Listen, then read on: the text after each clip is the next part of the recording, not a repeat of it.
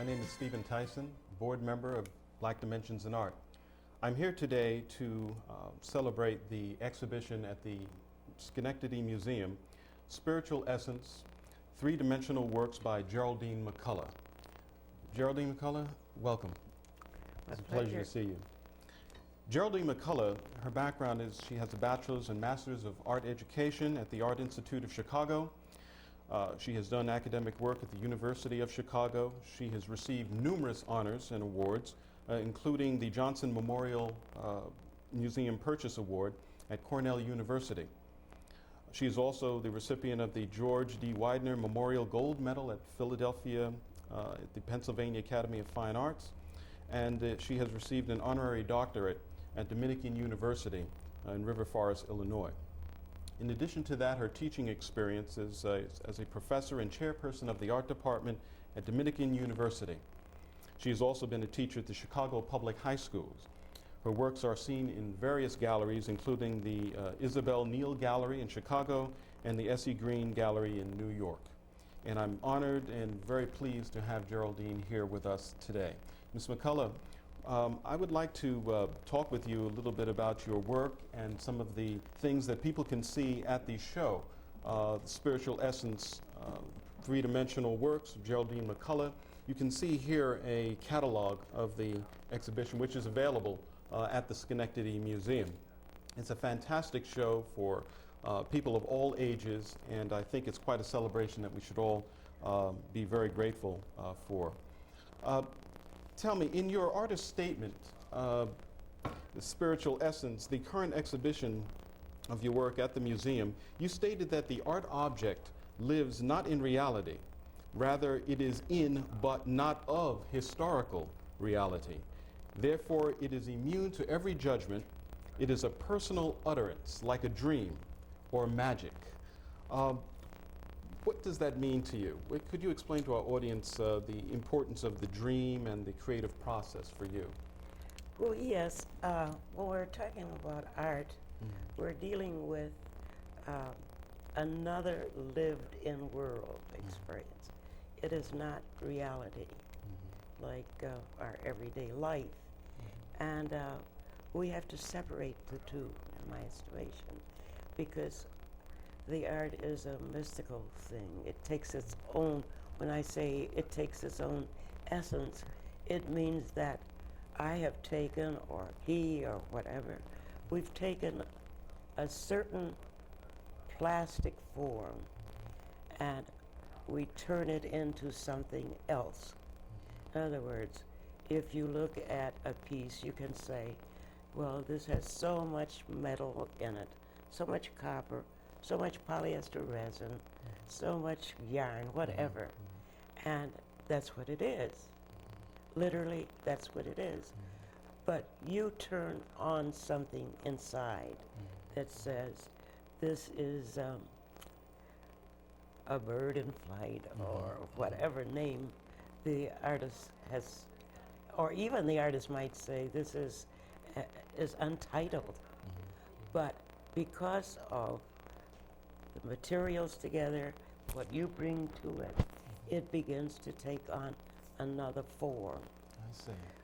Which would be like a dream.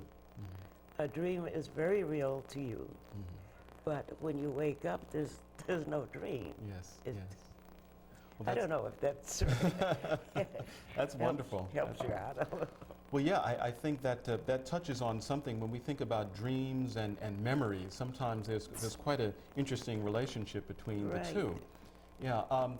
What are your memories? You grew up well, you were born in Arkansas, and you lived there till about the age of 3 or so, I believe. And then your family, you and your family moved to Chicago. What are your memories, your earliest memories of Arkansas and Chicago? Actually, I do remember a little thing of being in Arkansas, and that was my wiggling, like my feet wiggling. Oh, your feet wiggling. And I remember my mother telling me, stop that. So I said, well, I was making the cruet on the dining room table. So I was drawing it with my feet.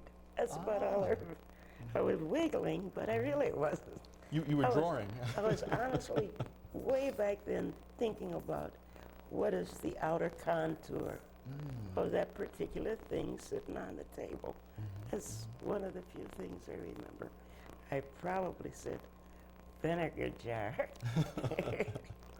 Vinegar but jar. it was the cruet there That's so fascinating. and also another, I remember somebody put me on a table and I looked down at a little boy and I could see a button on top of his head, then the circle of the cap, which his skull was under, and then a little of his shoulders and his feet.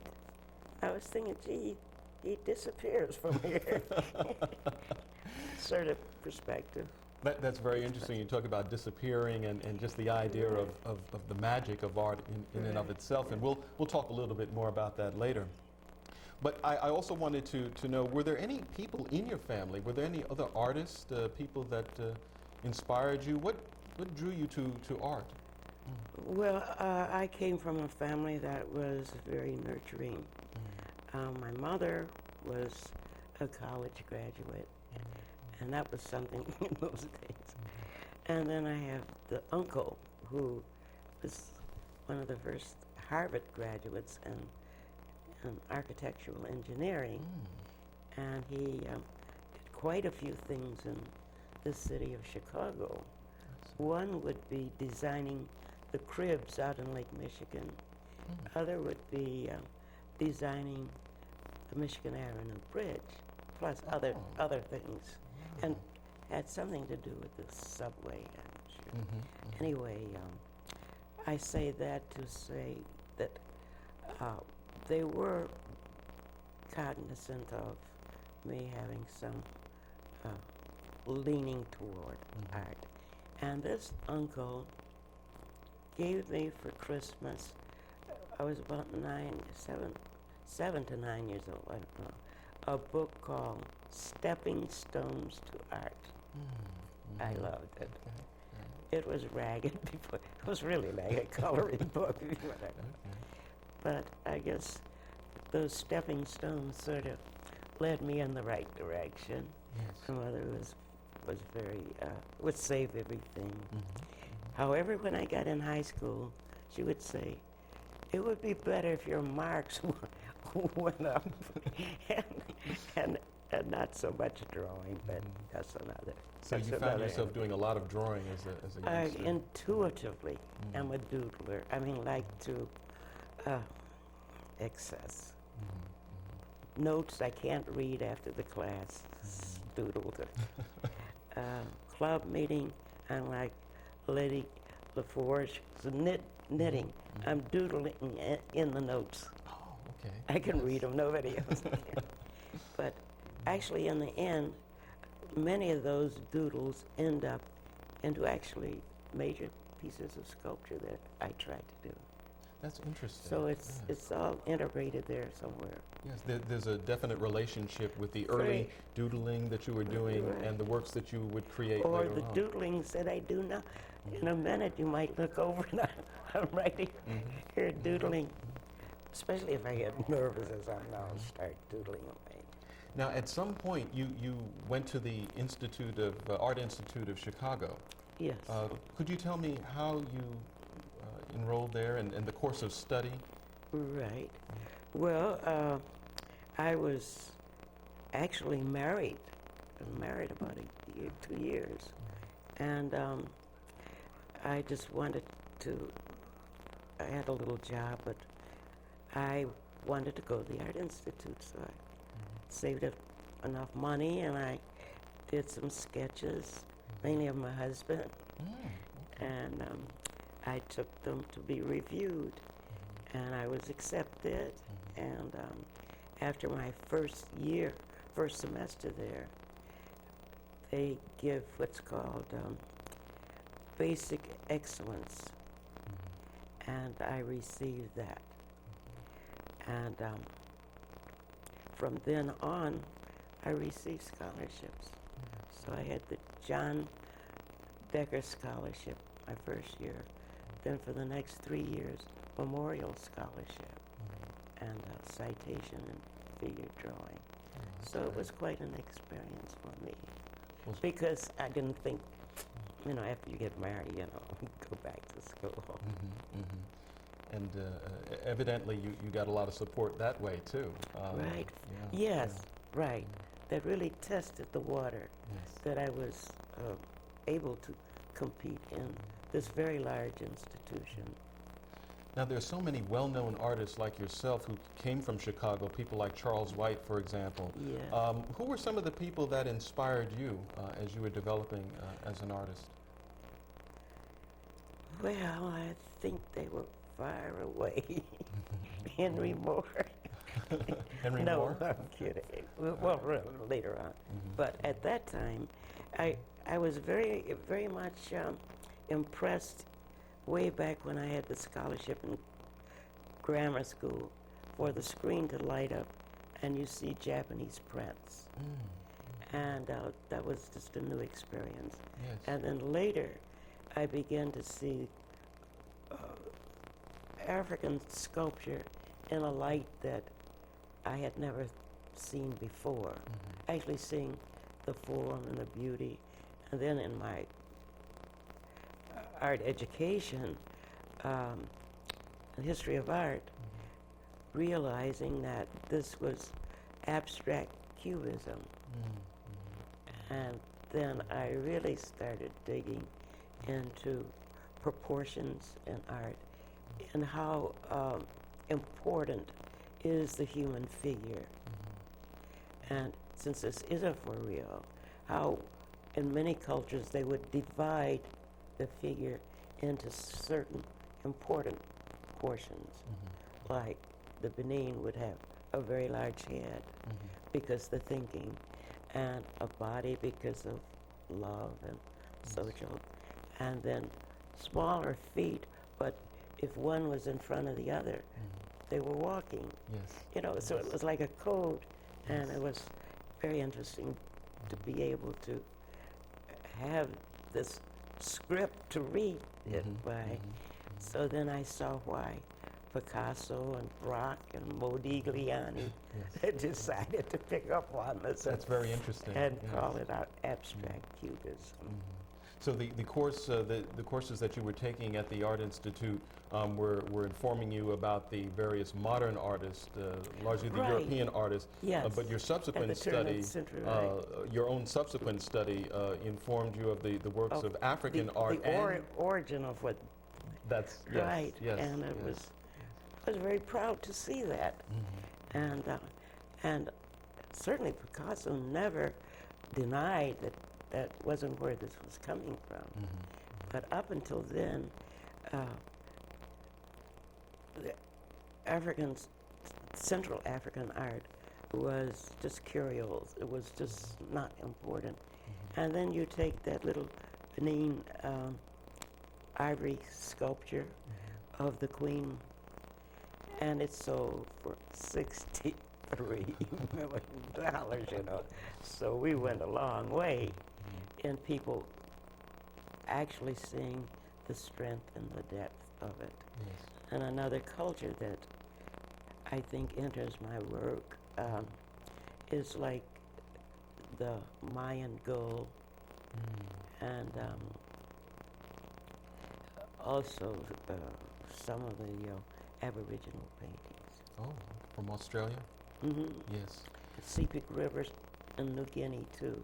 Oh, that's like they interesting. did a show on what I call Goodbye Sepik River, because their art doesn't exist anymore. I see.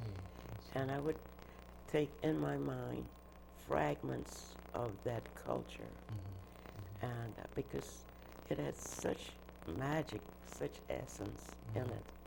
It's just too bad they had no reason to make it anymore. Well, what we're going to do is we're going to be taking a look at some slides of your work that will reflect, some of the influences that you've discussed. And one of the things I also wanted to ask you was, what are some of the things that you feel define an artist or a work of art? Well, I'd have to first say the elements and principles, they drum that in my head. that would be criteria. But what actually makes a piece of art is something that's so elusive and so personal in the way of identifying it. The only thing I would go back to and say would be, how universal is this? Did this stand the test of time? And anything that you find that has stood the test of time, I would say, there you are. All right. That's very good. Well, let's take a look at some of your work right now. Could you tell us about your work as we see on this on the? Yes, this is one of my latest pieces, and it is a bronze casting, and I made it. It's exactly 5 feet tall, and it is made of wax first. I made the entire thing of wax, and I made it in 9 sections. So it wasn't until it was cast did I actually see it together, although I had a lot of props. By that I mean I had first done a little maquette, a little tiny one, which I blew up. By that I mean I made a grid, and I then was able to draw out the shape from the measurements. And then I began to work with hot wax, and I worked it into, but it took me quite a while. I started in July, and it was very warm, and I would put in a piece. I would come back, and it was melting. I had to put it in the refrigerator and then go back. This piece here is called a pyramid, and it deals with, in my mind, 2 different aspects of art and culture. One is a very rough, strong side of what, quote, might be called primitive art, and putting on other materials like cords. Then on the other side, it would be like the Renaissance or some Baroque filigree. So you would have the 2 cultures together. Oh, that's wonderful. So a synthesis of various European, African, other sources coming together. Right. That's fascinating. One of the things that's also interesting is that a lot of your works suggest a certain biomorphic, or they seem to suggest nature in certain ways, combinations of people, plants. Could you say something about nature and how it plays a role in your work? Sure. Things move in and out, you know, like a house. You might have a house that has a large window or a screen, and it's inside, outside. These are together. And like if you were a child and you try to remember the house you grew up in, you would never see that as this house. You would see it as this house in terms of how it smelled, who was cooking, what the stairs were when you walked into it, where your bedroom was. All of this is your house. So I guess in a way that would be the way I would look at it. And you would always be thinking in terms of intuitive organization of space, like the Doodle, and then a conscious organization. So once you would have these things together, you would consciously organize. That is really quite interesting, and we can talk more about some of the images that we see on the screen here. That's a very large outdoor piece, and it's called Phoenix Rising, and it's in front of a village hall in Maywood, Illinois. Excuse me. During the 1960s, around 60s, when there was a revolt, and Dr. King was assassinated, and many villages all over the United States African American would burn their own businesses, and this happened in Maywood, and then they rebuilt it, and so I used the term Phoenix because the Phoenix was burned itself in a funeral pyre, and then it flew away a bigger and stronger bird. That's called Phoenix Rising. Well, now is there's the Phoenix, of course, you won an award Yes. in 1964 Right. for your work at the Right. Pennsylvania Academy of Academy. Fine Arts. That was quite a coup because I just started in sculpture, like the first piece I did, and it's quite a leap to win a gold medal, and that gold medal you can only win once in your life, Yes. and it's quite prestigious. Well, that was quite an honor, and it's interesting that Stuart Davis was an artist who also won for his painting Right. that same year, and the fact that Stuart Davis used improvisation, jazz-related improvisation yeah. in his work seems to suggest that, well, you came out of Chicago, and there was a great deal happening there, and certainly your work reflects the blues and jazz. You've done portraits of artists. Does some of the jazz sensibility also find its way in your work in some way? Well, hopefully, but I truly am in love with the blues. I mean, the real Bessie Smith, Yes. you know, and Robert Johnson, and all the way up to Muddy Waters. And I hope that we don't water that down. I hope we can keep that as it is. Just like I hope with the spirituals, we can still hold on to our Mahalia Jacksons.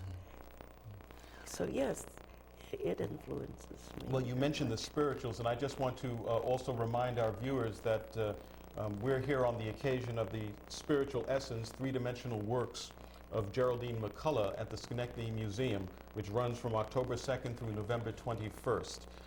And again, we're pleased to have Ms. McCullough here with us, or Dr. McCullough. We'll take a look at some of the other images that we have of your work in the slides. And while we're looking at some of those works, could you tell us a little bit about what we see on the screen now? Yes, this is quite a large piece, large because of the yarn and the stress. It is a cross, and it's called A Cross with a Few Black Sorrows. Sort of symbolic to me. Red yarn is like blood. When I say a few black sorrows, is that they're in the center of it. There are polyester resin balls that are transparent, but I put a few black ones in there. And sometimes it looks like only a few of our prayers might be answered. But and there's symbols in it dealing with such things as lynching. This is called Ancestral Parade, and it is a bronze piece. And I think in terms of, these are close-ups or detail of this bronze piece. And what I was thinking about during that, you might hold that a little, I'll talk just a little. Anyway, I thought in terms of a parade of our life. And when we're right near, within this time and space, it's clear, it's very distinct. But as it goes away, we forget it, or it's not important, or what's on the periphery, we don't know what it is. So it just marches along. That's fascinating. Your work, again, is very energetic, very dynamic, and it certainly works that I know people are going to really enjoy and learn more about. Tell us about this particular piece here. I did a whole series of what I call echoes. Like, you know what an echo is? Yes. It's like something again that you're hearing again.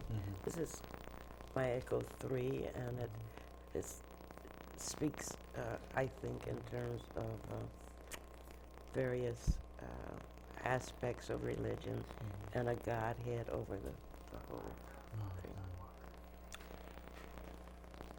We're looking at This is a detail of it. another piece here? No, this is the same piece. Oh, from a different you- angle, yes.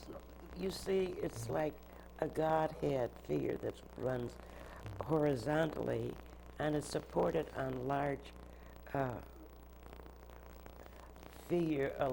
figure that has clay feet, and the head is porcelain.